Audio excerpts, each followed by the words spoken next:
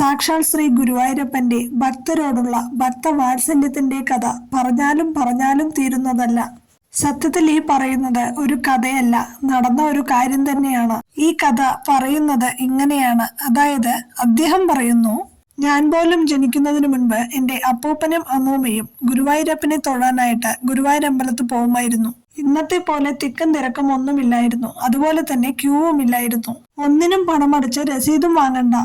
തിരുമേനിയും ഭക്തരും നേരിട്ട് കാര്യങ്ങൾ കൈകാര്യം ചെയ്തിരുന്ന കാലം. ഭക്തർ കൊടുക്കുന്ന മാല നല്ലതാണെങ്കിൽ അത് അവരുടെ മുന്നിൽ വെച്ച് തന്നെ ഭഗവാന് ചാർത്തും.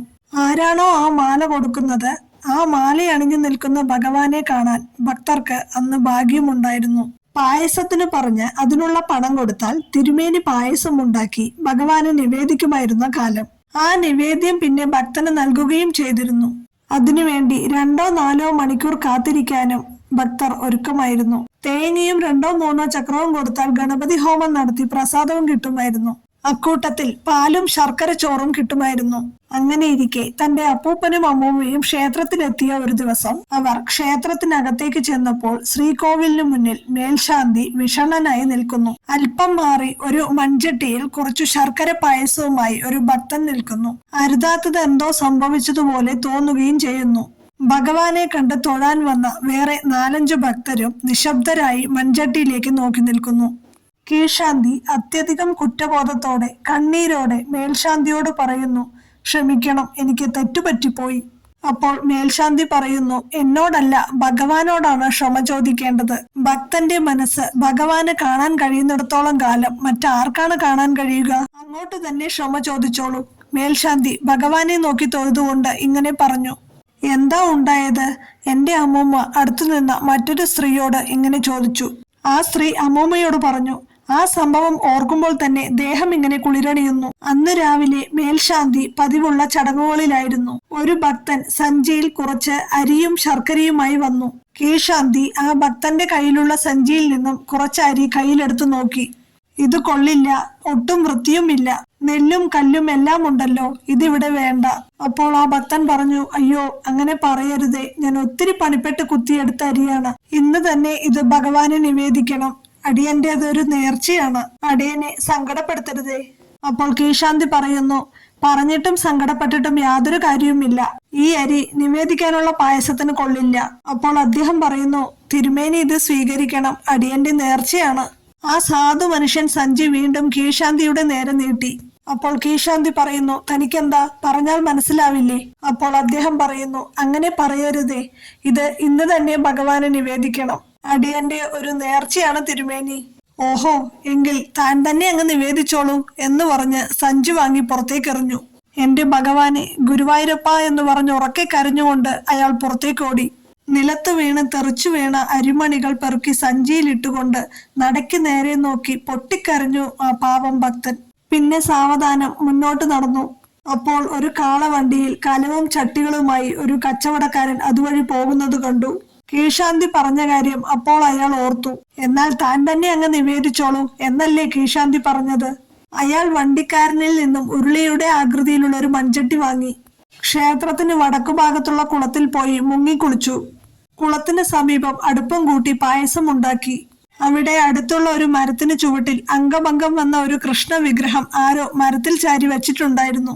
ആ വിഗ്രഹത്തിന് മുന്നിൽ പായസം വെച്ച് 2-4 തുളസിയില നുള്ളി അതിലിട്ടു. കണ്ണടച്ച് കൈകൂപ്പി ഭഗവാനോട് എന്തൊക്കെയോ പരാതി പറഞ്ഞു. എന്നിട്ട് കരഞ്ഞു പ്രാർത്ഥിച്ചു. അല്പം കഴിഞ്ഞ് കണ്ണു തുറന്നപ്പോൾ ചട്ടിയിലെ പായസം ഒരു ഭാഗത്ത് നിന്ന് ആരോ വാരിയെടുത്തതുപോലെ തോന്നി. ഇനി എങ്ങാനും പൂച്ചയോ പട്ടിയോ തിന്നതാണോ? അല്ലല്ലോ, അത് കണ്ടിട്ട് ആരോ കൈകൊണ്ട് കുഴച്ച് വാരിയെടുത്തതുപോലെ തോന്നി. ഭഗവാനെ, എന്റെ പൊന്നു തമ്പുരാനെ. അയാൾ അവിടെ ആ പൊട്ടിയ വിഗ്രഹത്തിന് മുന്നിൽ സാഷ്ടാംഗം പ്രണമിച്ച് തലതാഴ്ത്തി നിന്നു. എന്നിട്ട് പൊട്ടി പൊട്ടി കരഞ്ഞു. അതേസമയം കീഴ്ശാന്തി ഉരുളിയിൽ ഭഗവാന് നേദിക്കാനുള്ള പായസവുമായി തിടപ്പള്ളിയിൽ നിന്നും ഇറങ്ങുമ്പോൾ വാതിൽപ്പടിയിൽ കാല് തട്ടി തറയിൽ വീണു. പായസം മുഴുവൻ നിലത്തു വീണ് ചിതറി. ഈ കാഴ്ച കണ്ട് മേൽശാന്തി അത്യധികം ക്ഷുഭിതനായ മേൽശാന്തി ഇങ്ങനെ പറഞ്ഞു, ഇനി ഞാൻ ഭഗവാന് എന്ത് നിവേദിക്കും? തനിക്ക് കണ്ണു കാണില്ലായിരുന്നോ? ഭഗവാനെ കൃഷ്ണ, ഞാനിനി എന്ത് ചെയ്യും എന്ന് ചോദിച്ചുകൊണ്ട് ശ്രീകോവിലിലേക്ക് മേൽശാന്തി കയറിപ്പോയി. ഭഗവാന്റെ വിഗ്രഹം ഞെട്ടിത്തിരിഞ്ഞ പോലെ തിരുമേനിക്കൊന്നു തോന്നി. വടക്കു ഭാഗത്തേക്ക് നോക്കിയ ഭഗവാൻ പെട്ടെന്ന് ഞെട്ടി മുന്നിലേക്ക് നോക്കിയതുപോലെ തിരുമേനിക്കൊന്നും തോന്നി. തിരുമേനിയുടെ ശരീരം വിറച്ചു. കൃഷ്ണ, ഭഗവാനെ, മുകുന്ദ, എന്താണ് ഇങ്ങനെയൊക്കെ സംഭവിക്കുന്നത്? ഒന്നും അങ്ങോട്ട് മനസ്സിലാവുന്നുമില്ലല്ലോ. അപ്പോഴാണ് ഭഗവാന്റെ മുഖത്ത് പായസം പറ്റിയിരുന്നത് മേൽശാന്തിയുടെ ശ്രദ്ധയിൽപ്പെട്ടത്. തന്നെയുമല്ല, അത് വാരി കഴിച്ചതുപോലെ തോന്നുകയും ചെയ്യുന്നു.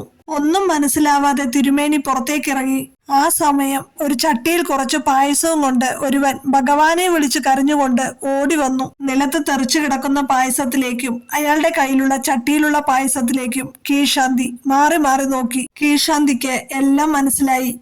എന്നാൽ താൻ തന്നെ അങ്ങ് നേടിച്ചോളൂ എന്ന് പറഞ്ഞാണല്ലോ താൻ ആ അരിസഞ്ചി എടുത്ത് വലിച്ചെറിഞ്ഞത്. ഭഗവാനെ, കൃഷ്ണ, മാധവ, ഭക്തവത്സല, ആ കീഴ്ശാന്തി പൊട്ടിക്കരഞ്ഞു. ഹേ പുണ്യാത്മാവേ, നീ തന്നെയാണ് ഉത്തമനായ ഭക്തൻ, ശ്രീകൃഷ്ണ ഭഗവാന് ഏറ്റവും പ്രിയപ്പെട്ടവൻ. അങ്ങനെ കീഴ്ശാന്തിയുടെ മനസ്സ് മന്ത്രിച്ചുകൊണ്ടേയിരുന്നു. ഇതെല്ലാം കണ്ടുനിന്ന ഒരു ഭക്തൻ മേൽശാന്തിയോട് നടന്നതെല്ലാം പറഞ്ഞു. കീഴ്ശാന്തി കരഞ്ഞുകൊണ്ട് മേൽശാന്തിയുടെ അടുത്തെത്തി. എന്നിട്ട് പറഞ്ഞു, അടിയനോട് ക്ഷമിക്കണം, എനിക്കൊരു തെറ്റുപറ്റി. അപ്പോൾ മേൽശാന്തി പറഞ്ഞു, എന്നോടല്ല, ഭഗവാനോടാണ് ക്ഷമ ചോദിക്കേണ്ടത്. ഒരു ഭക്തന്റെ മനസ്സ് കാണാൻ തനിക്ക് കണ്ണില്ലാതെ പോയല്ലോ. നിറഞ്ഞ ഭക്തിയോടെ പ്രേമത്തോടെ ഭഗവാനെ ആര് വിളിച്ചാലും ഭഗവാൻ വിളി കേൾക്കും. ആര് നിവേദിച്ചാലും ഭഗവാൻ അത് സ്വീകരിക്കുക തന്നെ ചെയ്യും. അല്ലയോ കീഴ്ശാന്തി, അങ്ങ് ക്ഷമ ഭഗവാനോട് തന്നെ ചോദിച്ചാലും ഭഗവാനും അത് തന്നെയാവും ഇഷ്ടം. കീഴ്ശാന്തി ഭഗവാനോടും ഭക്തനോടും മാപ്പ് പറഞ്ഞു. ഭക്തന്റെ കയ്യിൽ നിന്നും ആ ചട്ടി വാങ്ങി അവിടെ നിന്നവർക്കെല്ലാം ആ പ്രസാദം കൊടുത്തു. നമ്മുടെ മനസ്സ് മറ്റാരേക്കാളും മനസ്സിലാക്കുന്നതും അറിയുന്നതും നമ്മുടെ ഭഗവാൻ അല്ലാതെ മറ്റാരാണ്? മുത്തശ്ശി ഭഗവാനെ കുറിച്ച് പല നടന്ന കാര്യങ്ങളും ഇതുപോലെ പറഞ്ഞു തരുമായിരുന്നു. അന്ന് താളമേളങ്ങൾ കുറവായിരുന്നു. ക്ഷേത്രം നിശബ്ദവും അതേസമയം അങ്ങേയറ്റം ഭക്തി നിർഭരവുമായിരുന്നു. ഭഗവാന് നിവേദിക്കാൻ പറ്റാത്ത ഒരു ആഹാരവും ഞങ്ങളുടെ വീടുകളിൽ അന്ന് ഉണ്ടാക്കുമായിരുന്നില്ല. വീടുകൾ വൃത്തിയോടെയും ശുദ്ധിയോടെയും അന്ന് സൂക്ഷിച്ചിരുന്നു. ഭക്തരെ കബളിപ്പിക്കാൻ ആരും കള്ളക്കഥകൾ ഉണ്ടാക്കുകയോ പ്രചരിപ്പിക്കുകയോ ചെയ്തിരുന്നില്ല. ഭഗവാനിൽ ഭക്തർക്കുള്ള വിശ്വാസത്തെ ചൂഷണം ചെയ്യുകയോ അവരെ കഷ്ടപ്പെടുത്തുകയോ ചെയ്യാൻ ആരും മുതിർന്നതുമില്ല.